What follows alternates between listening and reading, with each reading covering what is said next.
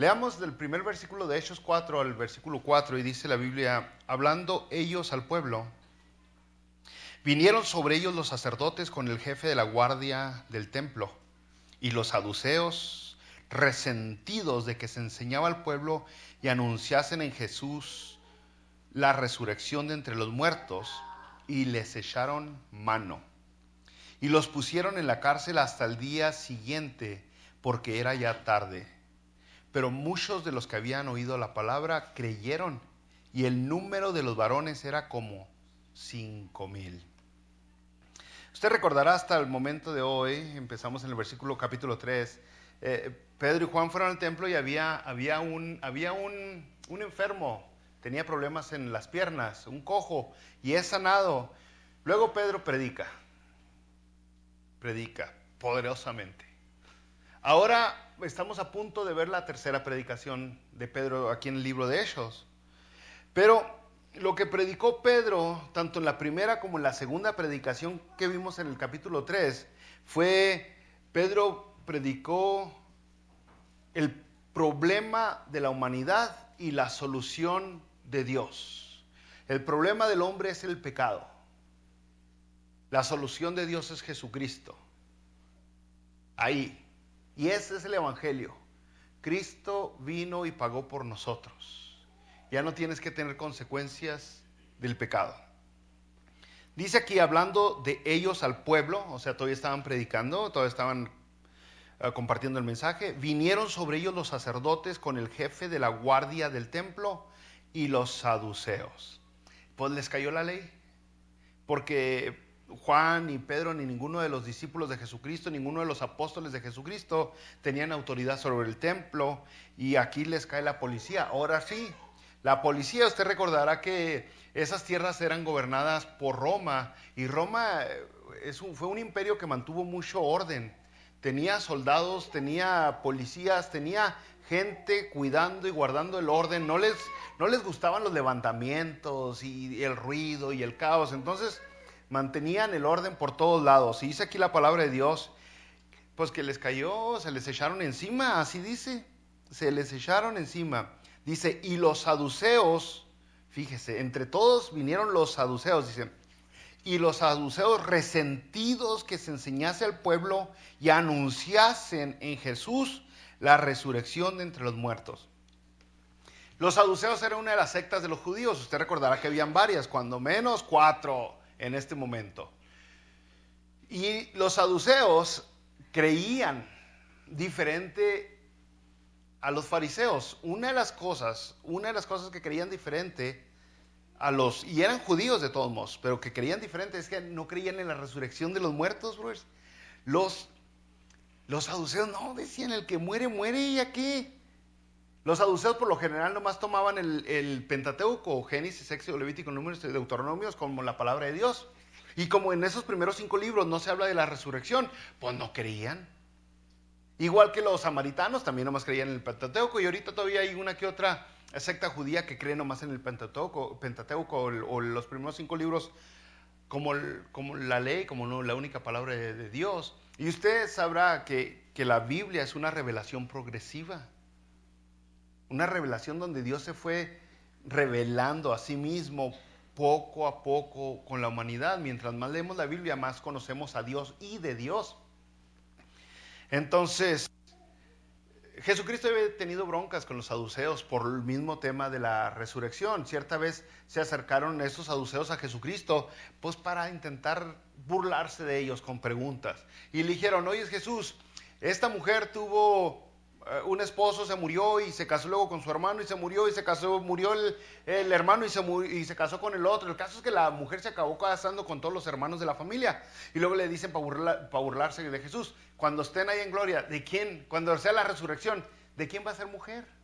¿De quién va a ser esposa? ¿Del primer hermano, el segundo, el tercero, de cuál?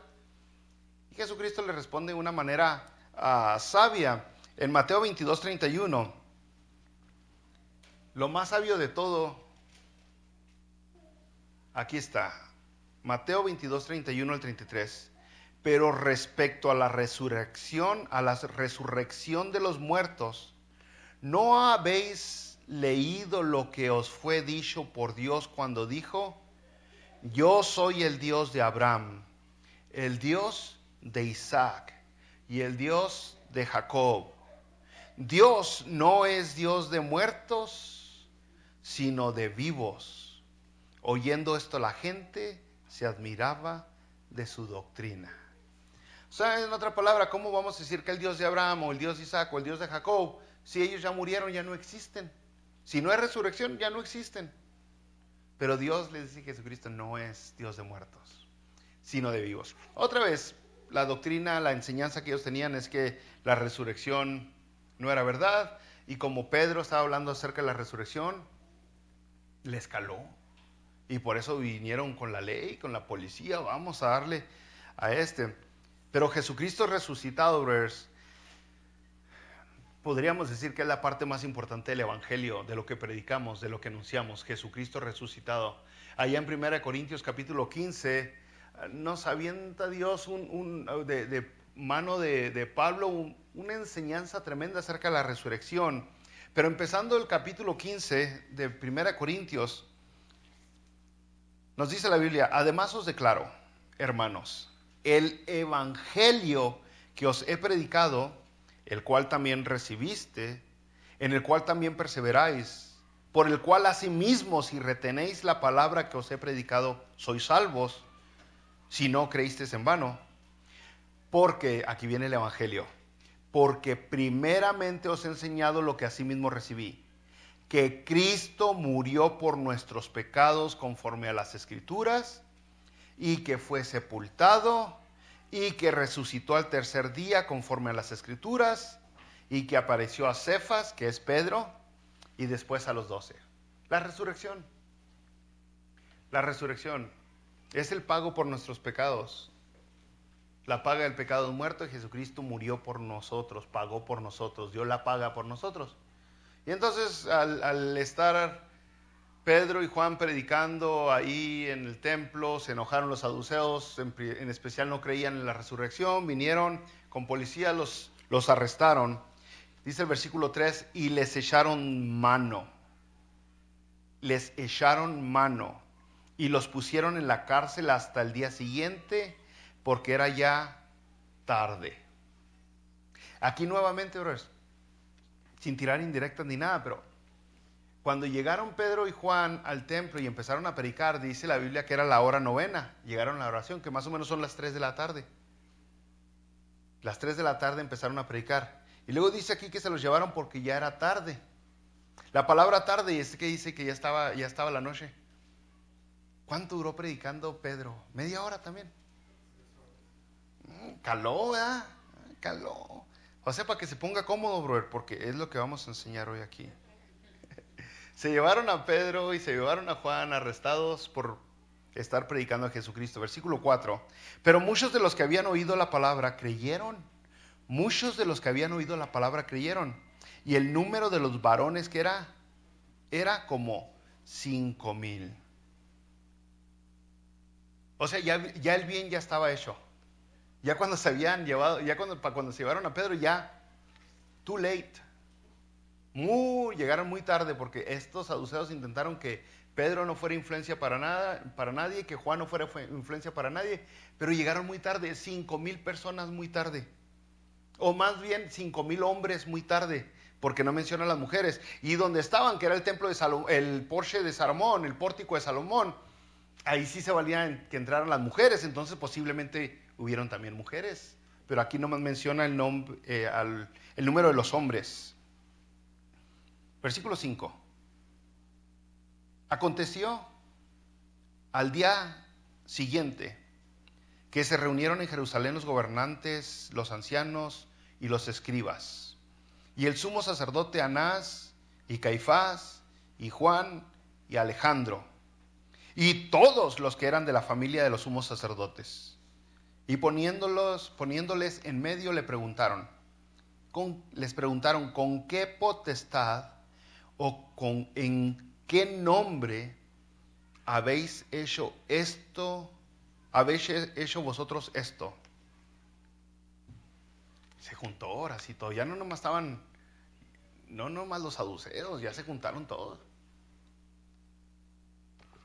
sacerdotes, fariseos, saduceos, esenios, elotes. O sea, de todos les cayó la ley completo. Menciona varios nombres de los sumos sacerdotes, porque cada año se cambiaba el sumo sacerdote. Pero era la cosa medio corrupta. Se quedaba. El nuevo sacerdote casi siempre era la misma familia, el hijo del que era. Y luego, después de que se cambiaban, pues seguían llamándoles por honor sumos sacerdotes, aunque ya no eran. A todo este grupo se le conoce como el Sanedrín. El Sanedrín, el grupo que manda ahí en los líderes del judaísmo, brothers. Y se juntan y le hacen una pregunta a los discípulos de Jesucristo. ¿Con qué potestad? ¿Con qué autoridad? ¿O en el nombre de quién habéis hecho esto? ¿Quién te dio el derecho? Otra vez si lo aplicamos al tiempo de hoy, ¿quién te crees? Pues ¿quién te crees tú? ¿Y tú qué? Pues ¿qué?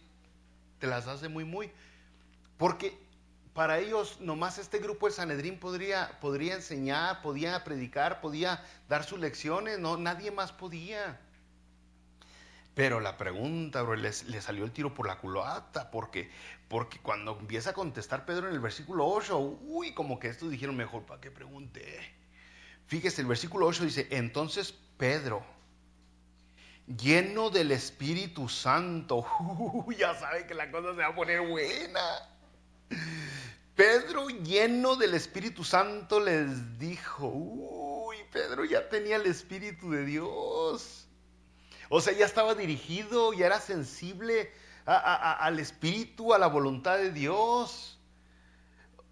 Brother, cuando usted vaya a hablar,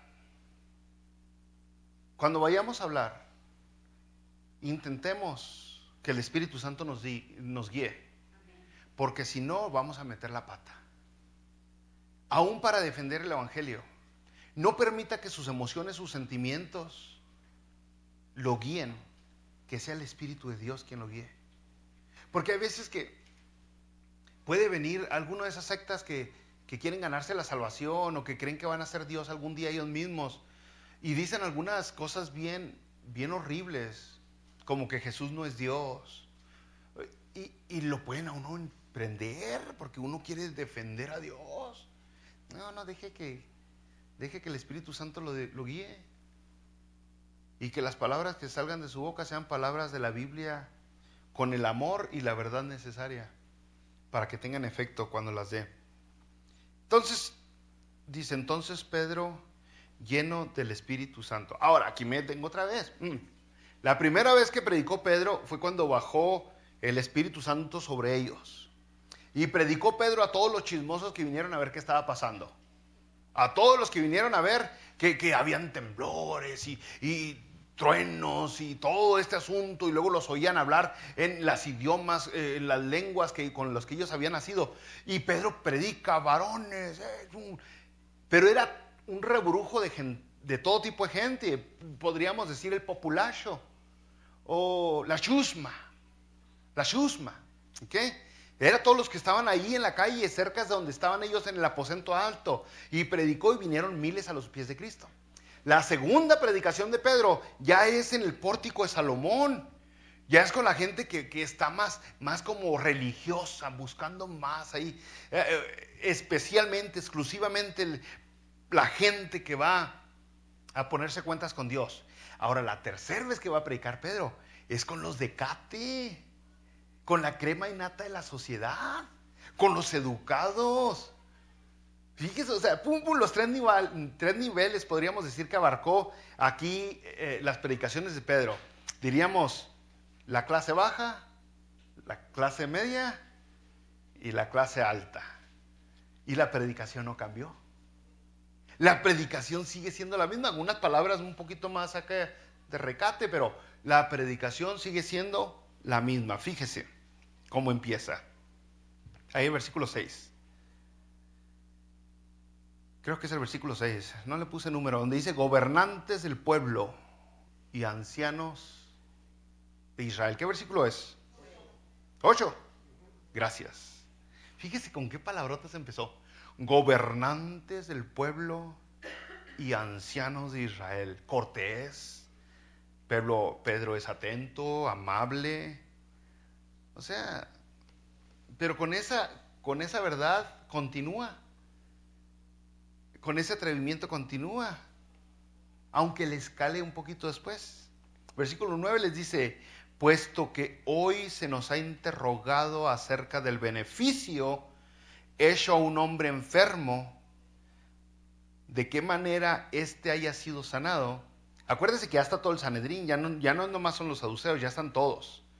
Se nos interroga por qué sanamos. O otra vez, en el lenguaje más común de nuestro tiempo, están ardidos porque nos atrevimos a alivianar a alguien. Ese sería como más de 2, 3 de nosotros. Versículo 10. Dice, sea notorio a todos vosotros y a todo el pueblo de Israel, que en el nombre de Jesucristo de Nazaret, a quien vosotros crucificasteis y a quien Dios resucitó de los muertos, por él este hombre está en vuestra presencia sano. Le preguntaron con qué autoridad y él contestó con qué autoridad. ¿Se fijó? Por él, dice. ¿En cuál nombre? ¿En el nombre de quién le preguntaron también? Dice, en el nombre de Jesucristo de Nazaret, a quien Dios resucitó de los muertos. Por él este hombre está sano. ¿Con qué autoridad? ¿Con qué poder hace sal? ¿Les contestó? Con permiso de Dios. Ahora, a lo mejor aquí en esta cita usted no vio nada que le llamara la atención. Porque estamos el día de hoy muy impuestos a escuchar la palabra Jesucristo. Estamos muy acostumbrados a escuchar el nombre de Jesucristo. Oye, Jesucristo, Jesucristo, Jesucristo. Pero en estos tiempos no era muy común escuchar Jesucristo, brothers. Porque Jesucristo, así como se lo aventó, Jesucristo de Nazaret tiene una aplicación enorme. Acuérdese con quién está hablando, con los de la crema y nata de la sociedad. De Nazaret es que ellos saben en dónde está ese pueblo, conocen a la familia de Jesucristo y conocieron a Jesucristo. Es algo que ellos pueden verificar. No es como que le están diciendo Jesucristo de Asia Menor por donde está China pegándole a la India. No, le está diciendo de aquí, de Nazaret, pueden ir corriendo. ¿Sí? Aquí está lo luego. Jesucristo de Nazaret. Pero, brothers, está la palabra. ¿Y Jesús? ¿Qué significa Jesús? Exacto, el Salvador. Ya con eso ya les aventó mucho. Pero luego está otra palabra que es Cristo. Cristo, que es el Mesías, significa Mesías. O en hebreo algo así como Mesías. Como cuando anda uno tirándole el catarro. Mesías. ¿Ok? Ese Mesías, brothers. Estos fariseos, sacerdotes, saduceos y todos los demás sabían que la palabra de Dios por siglos y siglos había estado profetizando acerca del Mesías. La palabra Cristo es una palabra que no se tomaba a la ligera. Este Cristo, el profetizado por este y por aquel y por aquel y por aquel profeta. Y es lo que les está diciendo luego Pedro. El Salvador, Mesías, de aquí de Nazaret. Ese, el que ustedes conocieron, el que ustedes asesinaron. El Mesías. Usted sabrá que Mesías pues viene de un contexto que significa ungido. Ungido. El ungido de Jehová, también algunos dirían así. Pero si usted va a los libros de Elías, y ahorita no quiero regresarme porque en otras explicaciones ya lo hemos hecho, Elías, incluso Daniel, vemos a este personaje que tenía que venir. Uno, dice Daniel, uno con semejanza a hombre, ¿no? Vemos a este que iba a venir a libertar al pueblo, a romper las cadenas, a acabar con la opresión, a acabar con la tristeza, a darle salvación, pero no nomás física, pero salvación espiritual, eterna, sea recuperar lo que se perdió en el huerto del Edén. Y era lo que ellos habían estado buscando por mucho tiempo. Cuando empezaron a los discípulos, que todavía no eran discípulos, cuando vieron a Jesucristo, varios de ellos decían, creo que es el Mesías, creo que es el anunciado. ¿Qué? Incluso la samaritana, cuando conoció a Jesucristo, fue y regresó a su ciudad y les dijo, creo que este es el Mesías. Lo estaban esperando por mucho tiempo. Ahora Pedro no se detiene y les avienta las palabrotas y les introduce, les presenta a ellos a Jesucristo, a el Salvador, el Mesías, que no es un desconocido para ustedes. Dice, este Jesús, versículo 11, este Jesús es la piedra reprobada por vosotros, por ustedes, para que lo entienda. Este Jesús es la piedra reprobada por ustedes los edificadores, la cual ha venido a ser cabeza del ángulo. Le dije que Pedro empezó con verdad y continúa con verdad. Le preguntaron con quién, él no se detuvo, no respiró, no les dio chance de que contestaran. Les dijo, vengo en el nombre de Jesucristo, del Mesías, el que es la piedra que fue reprobada por ustedes, pero se convirtió en la cabeza del ángulo. Es otra profecía, eso de la piedra y la piedra angular y todo el asunto, bros. Es una profecía que a lo mejor también no entendemos mucho hoy por las construcciones como se hacen el día de hoy, pero en aquellos tiempos se usaban piedras para construir y la piedra angular era esa piedra que iba a indicar, iba a dictar la dirección y lo derecho, lo uniforme del edificio, la estructura, cómo iba a quedar. Pero fíjese, en Salmo 118, versículo 22, dice, la piedra que desecharon los edificadores ha venido a ser cabeza del ángulo. Los que iban a edificar buscaban la mejor piedra o la tallaban, la buscaban la que tuviera más perfecciones, que estuviera con ese ángulo perfecto, porque otra vez de ahí se iba a llevar. Y veían una piedra y decían, no, esta está muy fea, esta está muy torcida, esta no es. Y desechaban varias piedras. Desechaban varias piedras hasta que llevaban la correcta para de ahí levantar toda la edificación. Y Salmo 118 dice, esa piedra que no les pareció lo suficiente bueno a los edificadores, pues es la que sí se convirtió en la cabeza del ángulo. La que es el fundamento, es el principio de algo que se va a construir. Pero ¿qué será eso algo? Está hablando de una edificación. ¿Qué es lo que se va a edificar? ¿Qué es lo que se va a construir? Pues la palabra de Dios nos habla más. Pero todavía volviendo un poquito más a la profecía, en Isaías 28, 16 dice, por tanto, Jehová el Señor dice así, he aquí yo he puesto en Sión por fundamento una piedra. Sión es la ciudad exactamente, la mera ciudad. Dice, he puesto en Sión por fundamento una piedra, piedra probada, angular, precisa, de cimiento estable. Había una construcción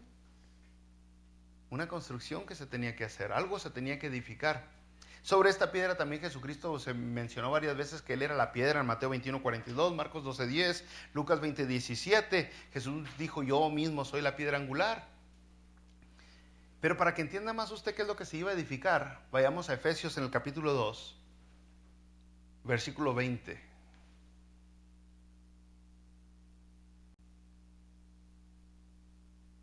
Y aquí es otra palabra medio imperativas que le está diciendo lo que tenemos que hacer. Y dice Efesios 2:20, edificados sobre el fundamento de los apóstoles y profetas, siendo la principal piedra del ángulo Jesucristo mismo.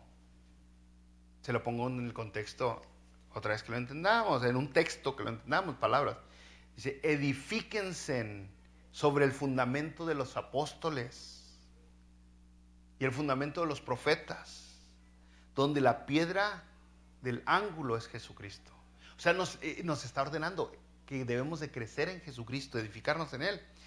Pedro, el mismo que está hablando en Hechos capítulo 4, el mismo que les está predicando que ellos reprobaron la piedra que vino a ser la cabeza del ángulo, dice en 1 Pedro capítulo 2, versículo 5, por si todavía no entendió qué era lo que se tenía que edificar. En 1 Pedro capítulo 2, versículo 5 dice, vosotros también, como piedras vivas, sed edificados como casa espiritual y sacerdocio santo, para ofrecer sacrificios espirituales aceptables a Dios por medio de Jesucristo.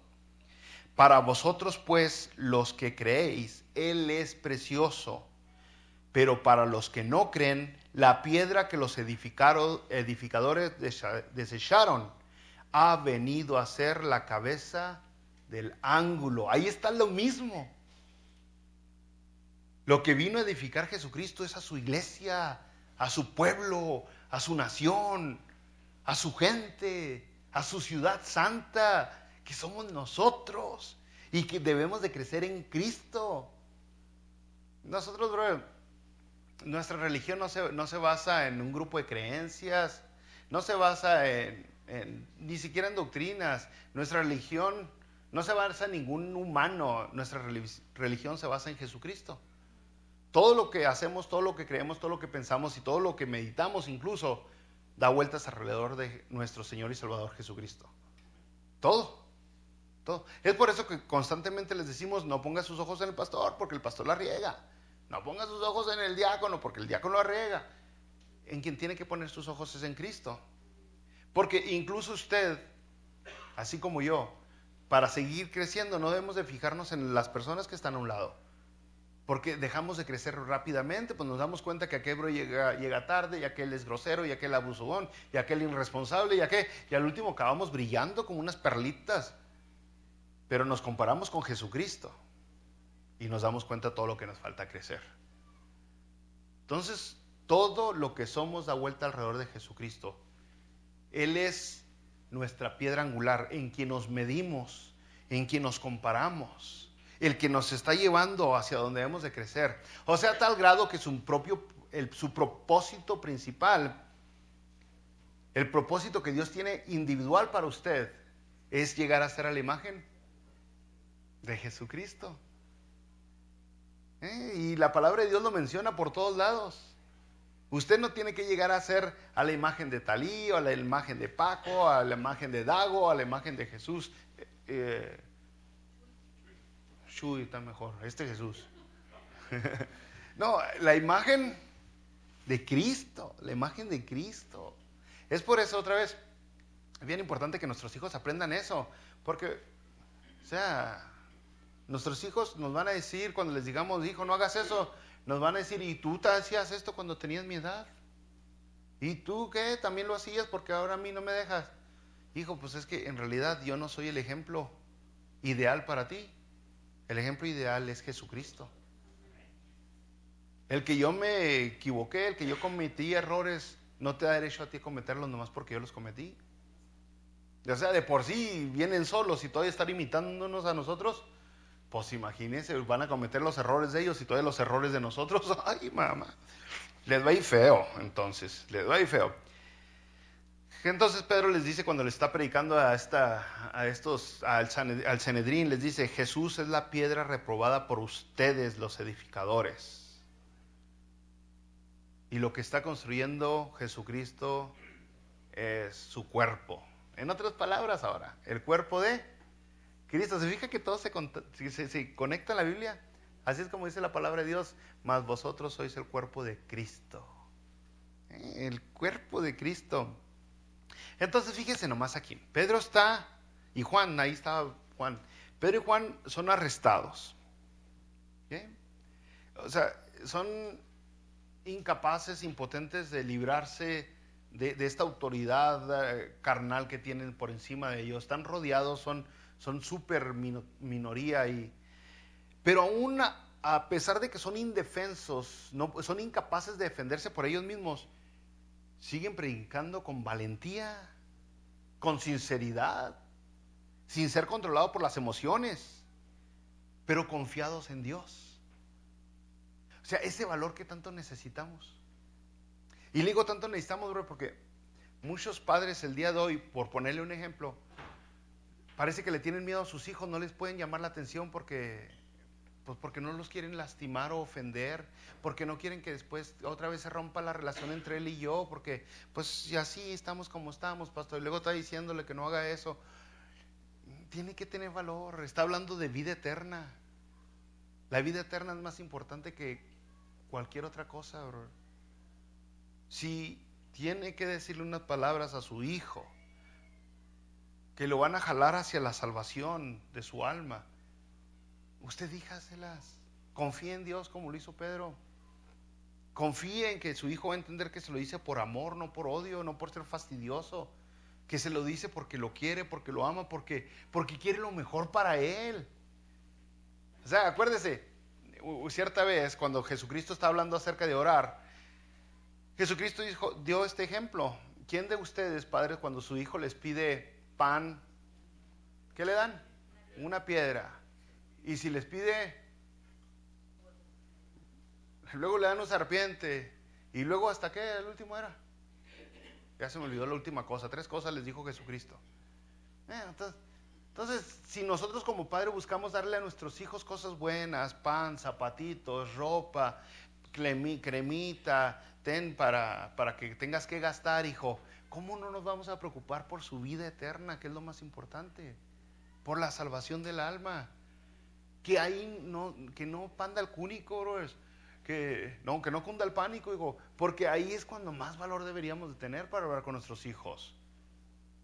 Ahora no sea fastidioso y dígale acá, con amor, con prudencia, con sabiduría, con astucia. Use todo eso que Dios le dio. No le dio nomás boca, también le dio cerebro para saber dónde, cómo, cuándo y dónde. Entonces acomódalo, incluso cuando hablamos con alguien más, otra persona que sabemos que, o podríamos imaginarnos que no es salvo, no podemos estar nomás fastidie. Dígaselo con amor, porque me preocupo, ahí te va. Y deje que Dios haga el resto. Y muéstrelo con su testimonio, porque mucho más que predicar con la boca, se predica con todo lo que somos. Con todo lo que somos. Ahora va a empezar a cerrar Pedro en el versículo 12. Y aquí es donde queríamos comenzar, pues aquí comenzamos la predicación. Hechos 4:12. Y en ningún otro hay salvación, porque no hay otro nombre bajo el cielo dado a los hombres en que podamos ser salvos.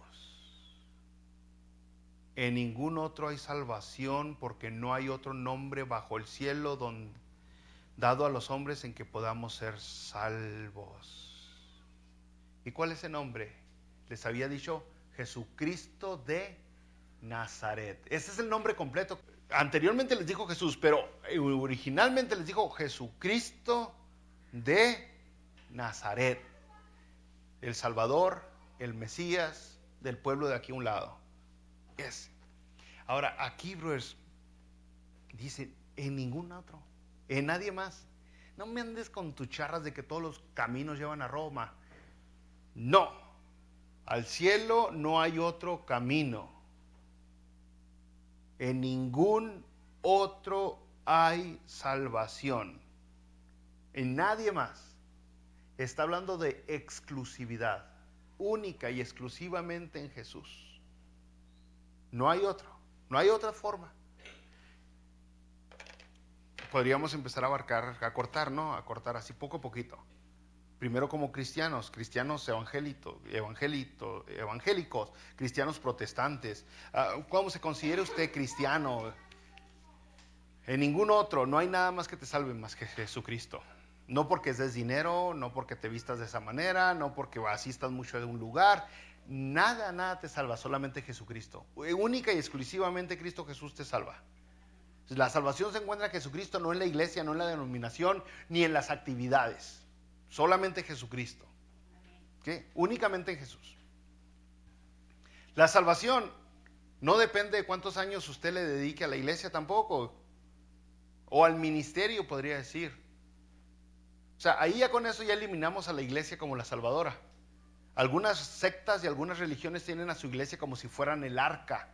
El arca, como el arca de Noé, usted sabe. El arca de Noé, el que entró al arca se salvó y el que no entra se salva. Y así es como algunas iglesias ponen a su iglesia. nuestra iglesia es el arca, el que esté aquí está salvo y el que no es de aquí no está salvo. No, la iglesia es importante, pero es más como un faro que guía. En ningún otro quiere decir que tampoco en Buda hay salvación. No hay salvación. Por más de que le rasque la panza, no hay salvación. No hay salvación en Mahoma. No hay salvación en Trishma. No hay salvación en Brahma. No hay salvación en Ra, en Osiris. No hay salvación en ningún otro. No hay salvación cargando amuletos. Nadie más. El único que salva es Jesucristo. Esa exclusividad es algo que le cala hoy a la sociedad. Le cala hoy a la sociedad. Tenemos ahorita tristemente a pastores que se identifican ellos como pastores evangélicos cristianos y están en la noticia nacional y el entrevistador les pregunta, entonces me estás diciendo que tú dices o tú dirías que la salvación es solamente en Jesucristo, y estos falsos pastores dicen, pues yo no soy nadie para juzgar a nadie, yo no soy Dios para decir cosas, lo único que digo es que mi iglesia está abierta, así va, que mi iglesia está abierta y el que pueda venir a ponerse en paz con Dios puede venir. O sea, ¿cómo? ¿No te atreves a lastimar, a ofender, a decir? ¿Qué tipo de predicador, pastor cristiano eres? La Biblia dice bien claro en Hechos 4:12, en ningún otro hay salvación. No te estoy diciendo que mi religión, que mi iglesia, que mi denominación o que nada de lo mío te salva. Te estoy diciendo que Dios encarnado, Cristo Jesús, el Mesías predicado, ese es el único que te salva. Y Él es el que nos salva hoy, y es el que salvó hace 2000 años, y es el que salvó a todos los que han sido salvos desde antes de Él. Nadie puede llegar al cielo si no es por Jesucristo. Antes de que Él naciera, antes de que Él muriera, todos ellos habían puesto su esperanza en el Mesías que iba a venir a ser salvado, para ser el Salvador. Entonces, esa exclusividad es algo que muchas personas el día de hoy le sacan, brother. Cuando la palabra de Dios dice, Él es, ¿en qué? Juan 14:6, Jesucristo dijo, yo soy el camino y la verdad y la vida. Jesucristo no dijo, yo soy un camino, yo soy una verdad, yo soy una vida, pero allá está otra. No, Él dijo, el camino, el único camino. No hay varios caminos. No hay varios caminos, brothers. Él es el camino. Tenemos tristemente religiones como los mormones, que ellos creen que todos son dioses, todos van a ser dioses. Los mormones creen que el mismo mormón un día va a ser Dios él, y va a tener su propio mundo donde va a ser Dios, y va a tener a muchas diosesitas para él nomás. Eso es lo que cree el mormón. Eso es lo que cree. Yo un día, el testigo de Jehová en su Biblia, en su falsa Biblia que tradució, la traducción Nuevo Mundo, en Juan 1:1 le pusieron en el principio era el verbo, y el verbo era un Dios. Le pusieron un Dios. No dice el verbo era un Dios, dice el verbo era Dios. No hay un. Porque cuando pones un quiere decir que hay varios. Quiere decir que hay más de uno. Entonces los testigos de Jehová blasfemia completamente con su traducción Nuevo Mundo. No es un Dios, es en el principio era el verbo y el verbo era Dios. Solamente hay uno, no hay más de uno, brothers. Por eso esa exclusividad es bien importante. Y hay gente que no se... Usted imagínese Jesucristo diciendo, yo soy una de las puertas. No, Jesucristo dijo, yo soy la puerta. No dijo, yo soy una luz, dijo, yo soy la luz. Volviendo a la palabra de Dios, en Juan 3:36 dice la Biblia, el que cree en el Hijo tiene vida eterna. ¿El que cree en quién? En el Hijo. Pero Juan 3:36, el que cree en el Hijo tiene vida eterna, pero el que rehúsa creer en el Hijo no verá la vida, sino que la ira de Dios está sobre él. ¿Es exclusivo? Es exclusivo, brother. Solamente Jesucristo nos da la salvación. Primera de Timoteo, usted lo conoce, capítulo 2, versículo 5. Porque hay un solo Dios y un solo mediador entre Dios y los hombres. Jesucristo, hombre. Solo uno.